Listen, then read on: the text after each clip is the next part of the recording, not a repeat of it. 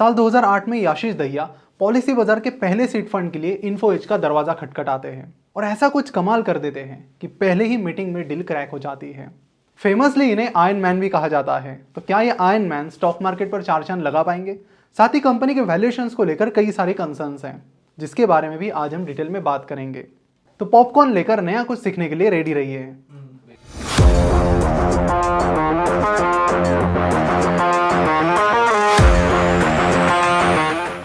Today's video is powered by क्वांसेज कुबेर, जिनके बारे में वीडियो में आगे बात करेंगे। नमस्कार, मैं प्रसाद आपका आज के इस वीडियो में स्वागत करता हूँ। इन डेप्थ रिसर्च और क्वालिटी कंटेंट के लिए कन्वे को जरूर सब्सक्राइब करें, साथ ही इस बेल आइकन पर भी क्लिक करें।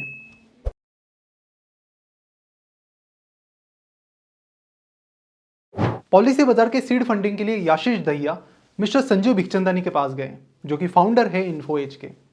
आपको याद होगा, संजू भिखचंदानी ने जोमेटो में भी $1 मिलियन इन्वेस्ट किए थे, जिसकी वैल्यू आज $1 बिलियन से भी ज़्यादा है। उस मीटिंग में आशीष ने मिस्टर भिखचंदानी से यह दावा किया कि आप कार इंश्योरेंस के लिए 60% ज़्यादा पे कर रहे हैं। इसको सुनकर मिस्टर भिखचंदानी थोड़े हिल गए। उन्होंने कहा कि मुझे तुम डेमो दिखाओ। आशीष ने तुरंत उन्हें पॉलिसी बाजार का प्रोटोटाइप दिखाया कि ये कुछ कार इंश्योरेंस कंपनीज हैं जो सेम फीचर्स दे रही है, लेकिन इनकी प्राइस और इनका प्रीमियम 60% कम है। ये सुनकर मिस्टर भिखचंदानी बहुत खुश हुए और फिर उन्होंने पॉलिसी बाजार में 30 करोड़ इन्वेस्ट किए, जो कि तब तक की उनकी सबसे बड़ी सीड इन्वेस्टमेंट थी किसी स्टार्टअप में।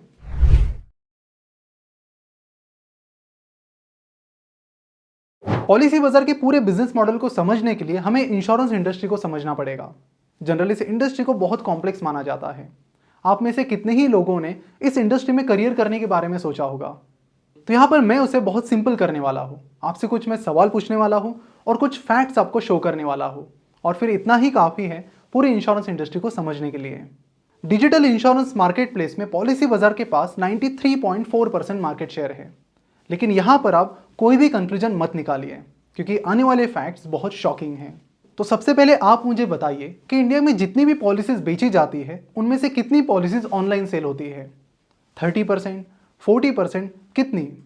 तो आपको बता दूं कि इंडिया में सिर्फ 1% इंश्योरेंस पॉलिसीज ऑनलाइन सेल होती हैं, और उन 1% में से 0.46% पॉलिसीज उन इंश्योरेंस कंपनीज की वेबसाइट्स और ऐप्स के जरिए सेल होती हैं, और बाकी 0.54% इंश्योरेंस पॉलिसीज वेब एग्रीगेटर्स जैसे कि पॉलिसी बाजार जैसी वेबसाइट्स के जरिए बेची जाती है। जिससे ये पता चलता है कि वेब एग्रीगेटर सेगमेंट में पॉलिसी बाजार के पास बहुत ज़्यादा मार्केट शेयर तो है, लेकिन यहाँ पर मार्केट साइज उसकी बहुत ही लिमिटेड है। तो ये डेटा बहुत ही शॉकिंग डेटा है। तो क्या आपको लगता है कि पॉलिसी बाजार को ये सारी चीज़ें नहीं पता? उन्हें भी पता है, और इसीलिए वो लेकर आए एक मास्टर प्लान, जिसके बारे में वीडियो में आगे बात करने वाले हैं। उससे पहले बात करेंगे इंडिया के इंश्योरेंस मार्केट के बारे में। इंडिया का जो इंश्योरेंस मार्केट है बहुत ही अंडर पेनिट्रेटेड है, जबकि यहाँ पर अपॉर्चुनिटी बहुत ज़्यादा है।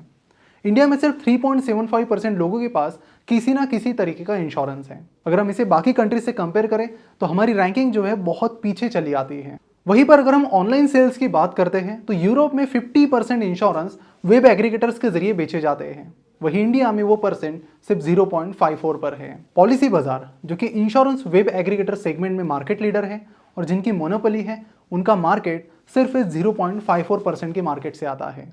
कोविड-19 इंश्योरेंस कंपनी के लिए टर्निंग पॉइंट साबित हुआ है। जिस अपॉर्चुनिटी की वो अरसों से तलाश कर रहे थे, वो अपॉर्चुनिटी कोविड-19 के चलते उन्हें मिली, और इसका सीधा इंपैक्ट सारी इंश्योरेंस कंपनी के फाइनेंशियल स्टेटमेंट्स पर दिखेगा। रिसेंटली पॉलिसी बाजार का quarter on quarter premium collection 34% से बढ़ गया है, और इसके पीछे मेन रीजन है कोविड-19। दिल्ली के एक हॉस्पिटल ने एक पर्सन को कोविड-19 के चलते 1.6 करोड़ का बिल निकाला। सिमिलर चीजें इंडिया में कई जगह पर हुई, जिसके चलते लोगों को इंपॉर्टेंस पता चला हेल्थ इंश्योरेंस का, और फिर लोगों ने हेल्थ इंश्योरेंस खरीदना शुरू किया। जब बात आती है क्रिप्टो करेंसी की, तो क्वांसेज कुबेर इंडिया का एक बहुत बड़ा और simple crypto currency exchange platform है। इस ऐप पर क्रिप्टो ट्रेडिंग और इन्वेस्टिंग को स्टार्टर्स और एग्जिस्टिंग इन्वेस्टर्स के लिए बड़ा ही ईजी किया गया है। यहाँ बस 100 रुपए से अपनी क्रिप्टो जर्नी स्टार्ट कर सकते हो।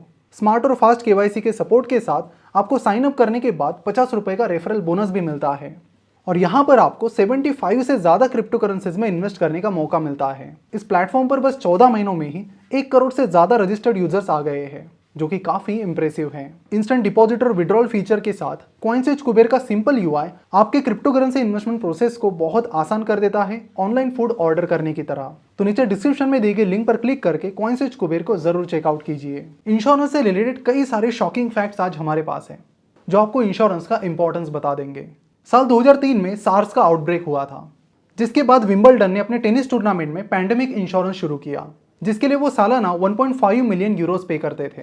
पिछले 17 सालों से वो ये इंश्योरेंस पे कर रहे हैं और उन्होंने टोटल 25.5 मिलियन यूरोस पे किए हैं। और पिछले साल जब कोविड पैंडेमिक आया तो उसके बाद उन्हें 114 मिलियन यूरोस की अमाउंट मिली, जो कि उनके इंश्योरेंस अमाउंट से कई गुना ज्यादा है। हालांकि बाकी कई सारी फुटबॉल टूर्नामेंट जैसे कि ईपीएल, ला लीगा और बाकी स्पोर्ट टूर्नामेंट्स ने किसी भी तरह का इंश्योरेंस नहीं लिया था।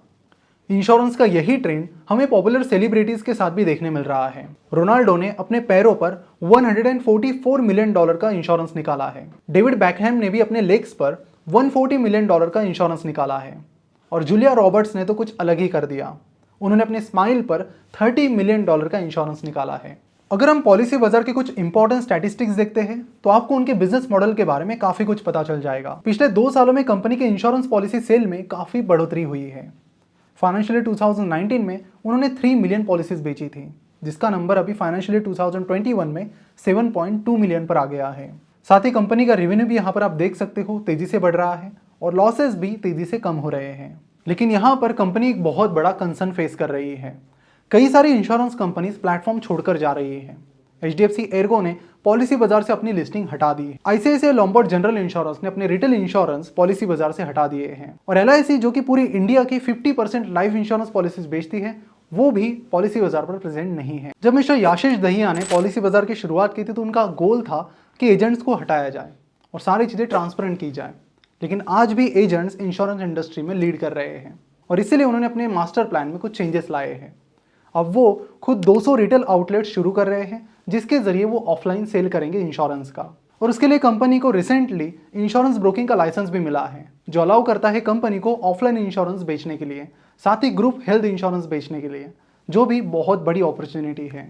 इंश्योरेंस के ऑफलाइन मार्केट में स्काई इज द लिमिट, तो अपॉर्चुनिटी बहुत बड़ी है। तो आगे कंपनी कैसे परफॉर्म करेगी ये बहुत हद तक डिपेंड करता है कि ऑफलाइन मार्केट में अपनी प्रेजेंस कितनी तेजी से और कितने इफेक्टिवली बढ़ाती है। पॉलिसी बाजार का 68% रेवेन्यू इंश्योरेंस बिजनेस से आता है और वही कुछ बिजनेस अपने दूसरी कंपनी पैसा बाजार से आता है, जो कि एक लेंडिंग एग्रीगेटर है। पैसा बाजार का बिजनेस मॉडल कुछ इस तरह है कि वो बोरोवर्स और लेंडर्स को कनेक्ट करते हैं और बदले में लेंडर से कुछ कमीशन चार्ज करते हैं। कोविड-19 के चलते कंपनी का लेंडिंग बिजनेस काफी हद तक अफेक्ट हुआ है और जिसका सीधा असर कंपनी के फाइनेंशियल्स पर हुआ है। अब बात करते हैं कंपनी के वैल्यूएशन की, जिसको लेकर कई सारे कंसर्न्स आ रहे हैं। कंपनी लॉस मेकिंग है, इसीलिए हम कंपनी का प्राइस टू अर्निंग रेशियो तो नहीं निकाल सकते, लेकिन हम कंपनी का प्राइस टू सेल्स रेशियो जरूर निकाल सकते हैं, जो कि 47 के करीब निकल कर आ रहा है, जो कि बहुत ज़्यादा है। हालांकि यहाँ पर कोई भी web insurance aggregator company listed नहीं है, लेकिन अगर हम इसे बाकी इंश्योरेंस कंपनी से कंपेयर करें तो उनके प्राइस टू सेल्स रेशियो 5 से कम ही है।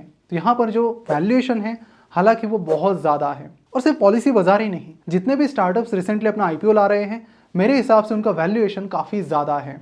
तो अगर शॉर्ट टर्म के हिसाब से बात करें तो काफ़ी ज़्यादा क्रेज़ यहाँ पर दिख रहा है, जिससे लिस्टिंग गेन के चांसेस बहुत ज़्यादा नज़र आ रहे हैं। लेकिन लिस्टिंग गेन में दूसरा प्रॉब्लम ये है कि आप अप्लाई तो करते हो, लेकिन IPO आजकल मिलना बहुत ज़्यादा डिफिकल्ट हो गया है।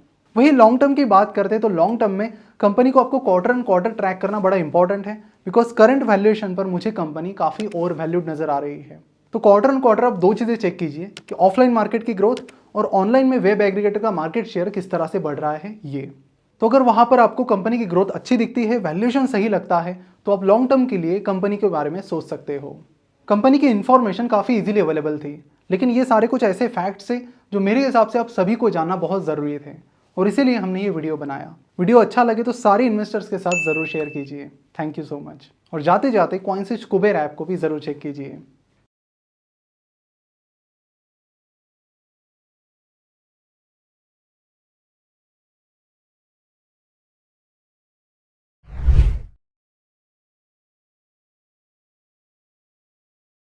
फेमसली इन्हें आयरन मैन भी कहा जाता है। अरे अरे